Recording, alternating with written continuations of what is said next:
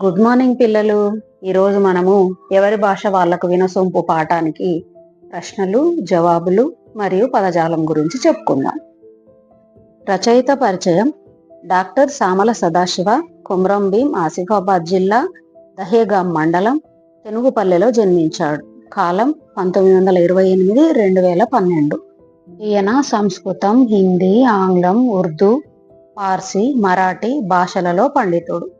ఉర్దూ సాహిత్య చరిత్ర, అమ్జద్ రుబాయిలు, యాది మొదలైనవి ఈయన రచనలు. వీరి స్వరలయలు గ్రంథానికి కేంద్ర సాహిత్య అకాడమీ అవార్డు లభించింది. కాకతీయ తెలుగు విశ్వవిద్యాలయాలు వీరికి గౌరవ డాక్టరేట్ని ఇచ్చి సత్కరించాయి. ఈయన రచనలలో భాష సహజ సుందరంగా, సరళంగా, ముచ్చట్ల రూపంలో మనసుకు హత్తుకునేలా ఉంటుంది. వ్యక్తీకరణ సృజనాత్మకతలో మొదటి ప్రశ్న చూడండి. మనుమరాలి మాటలు విని తాతయ్య ఎందుకు అబ్బురపడ్డాడు? లేదా లావణ్య పలికిన మాటలు ఏమిటి? ఈ మాటలకు సామల సదాశివ ఎందుకు ఆనందించాడు? జవాబు: సామల సదాశివ గారి రెండవ మనుమరాలు లావణ్యకు ఇప్పుడు 4 ఏళ్ళు. సదాశివ గారి మనుమరాళ్లకు తెలుగు రాదు. వారు హిందీ మాట్లాడతారు. వారు కొన్ని తెలుగు మాటలు హిందీలో నుంచి అనువదించుకొని మాట్లాడతారు. కానీ వారికి తెలుగు వాళ్ళ పలుకుబడి, నుడికారం తెలియదు. అలా 4 ఏళ్ళు పూర్తిగా నిండని ఆయన మనుమరాలు లావణ్య, తాత ఇగ పట్టు నీ పాను జర్దా డబ్బి అని ప్రాంతీయ భాషలో మాట్లాడి సదాశివ గారికి వాటిని తెచ్చి ఇచ్చింది. లావణ్య ఇగ పటు అనగా ఇదిగోనండి అని అర్థం వచ్చేలా ఆ ప్రాంతపు తెలుగులో మాట్లాడింది. తీయని ఆ ప్రాంతపు తెలుగు తన చిన్న మనుమరాలికి పట్టుబడినందుకు సదాశివ గారు అబ్బురపడి ఆనందించారు. రెండవ ప్రశ్న. కప్పగంతుల లక్ష్మణ శాస్త్రి గారిని రచయిత గురుస్థానీయులుగా ఎందుకు భావించారో వివరించండి. కప్పగంతుల లక్ష్మణ శాస్త్రి గారు మహబూబ్ నగర్ జిల్లాలోని వనపర్తి సంస్థానానికి చెందిన మహాపండితులు. ఈయన సంస్కృత, ఆంధ్ర భాషల్లో కావ్య వ్యాకరణ శాస్త్రాల్లో ఉద్దండ పండితులు. డాక్టర్ సామల సదాశివ గారు లక్ష్మణ శాస్త్రి గారి దగ్గర శిష్యరికం చేయలేదు. కానీ ఒక్కొక్కప్పుడు శాస్త్రి గారి సన్నిధానంలో కూర్చుండి తరచుగా జాబులు రాస్తూ వారి దగ్గర అనేక సాహిత్య విషయాలు తెలుసుకున్నారు. అందువల్ల సదాశివ గారు లక్ష్మణ శాస్త్రి గారిని గురుస్థానీయులుగా భావించారు. మూడవ ప్రశ్న. అందరూ యూనివర్సిటీ ఆచార్యులు ఉండగా ఒక రిటైర్డ్ రెవెన్యూ ఆఫీసర్ అధ్యక్షత వహించడం ఏమిటి అని రచయిత అనుకోవడంలో ఉద్దేశం ఏమై ఉంటుంది? జవాబు: ఒకసారి సామల సదాశివ గారు పెద్ద కాళోజీ వర్ధంతి సభలో పాల్గొన్నారు. ఆ సాహిత్య సభకు రిటైర్డ్ డిప్యూటీ కలెక్టర్ అధ్యక్షులుగా ఉన్నారు. ఆ సభలో ఎందరో తెలుగు విద్వాంసులు ఉన్నారు. ఎందరో యూనివర్సిటీ ఆచార్యులు ఉన్నారు. అంతమంది తెలుగు సాహిత్య పండితులు ఉన్న ఆ సభకు ఒక రిటైర్డ్ రెవెన్యూ ఆఫీసరు అధ్యక్షత వహించడానికి కారణం ఏమై ఉంటుందా అని సదాశివ గారు ఆలోచించారు. బహుశా కాళోజీలకు ఆ రెవెన్యూ ఆఫీసర్ స్నేహితుడేమో అని సదాశివ గారు మొదట భావించారు. తర్వాత అధ్యక్షుడైన ఆ రెవెన్యూ ఆఫీసర్ వరంగల్లు ప్రాంతీయ తెలుగులో సంస్కృత పదాలను ఎక్కువగా వాడకుండా, ఇంగ్లీషు, ఉర్దూ పదాల జోలికి వెళ్లకుండా చక్కగా తెలుగులో మాట్లాడాడు. అప్పుడు సదాశివ గారికి ఆయనను ఎందుకు అధ్యక్షుని చేశారో తెలిసింది.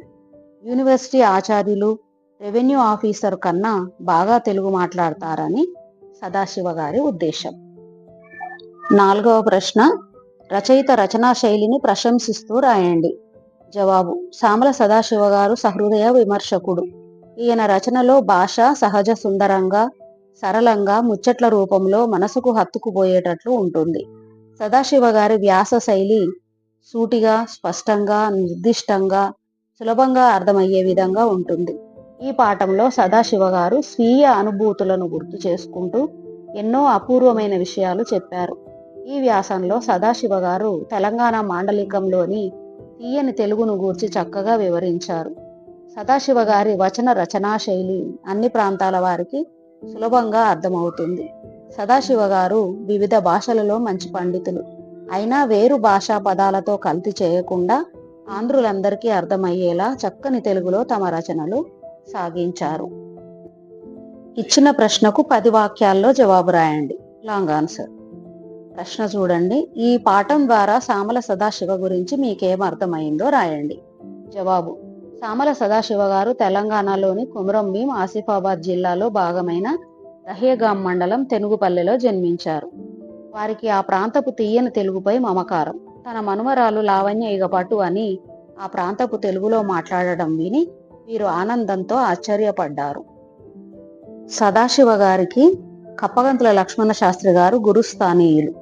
సదాశివ గారు లక్ష్మణ శాస్త్రి గారి వద్ద కూర్చుండి తరచుగా జాబులు రాసేవారు.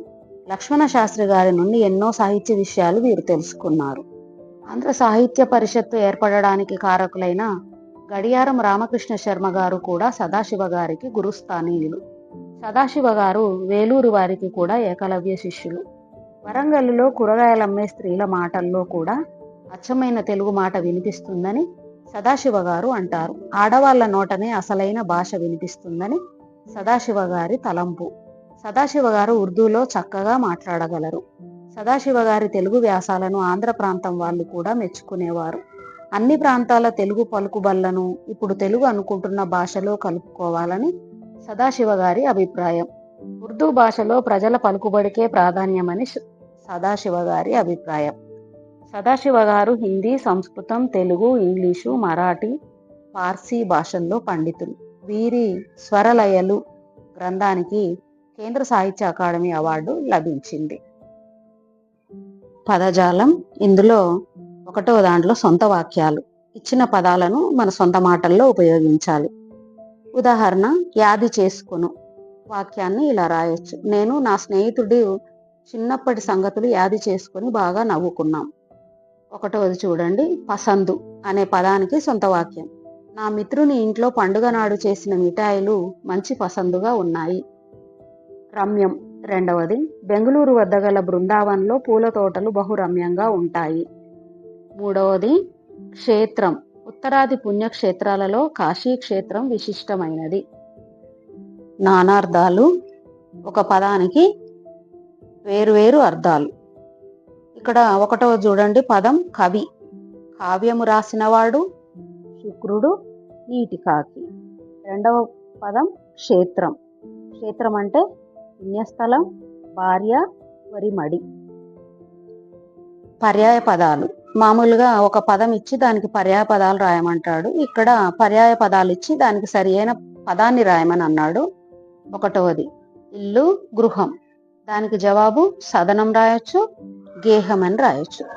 2వ పర్యాయ పదాలు పొగడత, స్తోత్రం. దీనికి పదం ప్రశంస.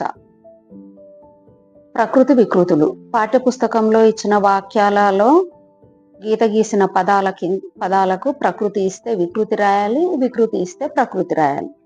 ఇక్కడ చూడండి, 1వ పదం భాష. ఇది ప్రకృతి. దీనికి వికృతి భాష. కవిత ప్రకృతి, కైత వికృతి. కథ ప్రకృతి, కథ వికృతి. ఇంటి వికృతి, స్త్రీ ప్రకృతి. వ్యుత్పత్తి అర్థాలు అంటే ఆ పదం ఎక్కడి నుండి పుట్టింది అని. అయితే ఇక్కడ వివరణ ఇచ్చి ఆ పదాన్ని కనుక్కోమని అన్నాడు. మామూలుగా పదం ఇచ్చి అది ఎక్కడి నుండి పుట్టిందో కనుక్కోమని చెప్తాడు. ఇక్కడ చూడండి, 1వది అజ్ఞానమనుడు అంధకారాన్ని తొలగించువాడు, గురువు. భాషింపబడునది, భాష. ఈ విధంగా మనం పాఠంలోని ప్రశ్నలు, జవాబులు, పదజాలం తెలుసుకున్నాము. ఇలాంటి వీడియోల కోసం ఈ ఛానల్ని సబ్స్క్రైబ్ చేసుకోండి.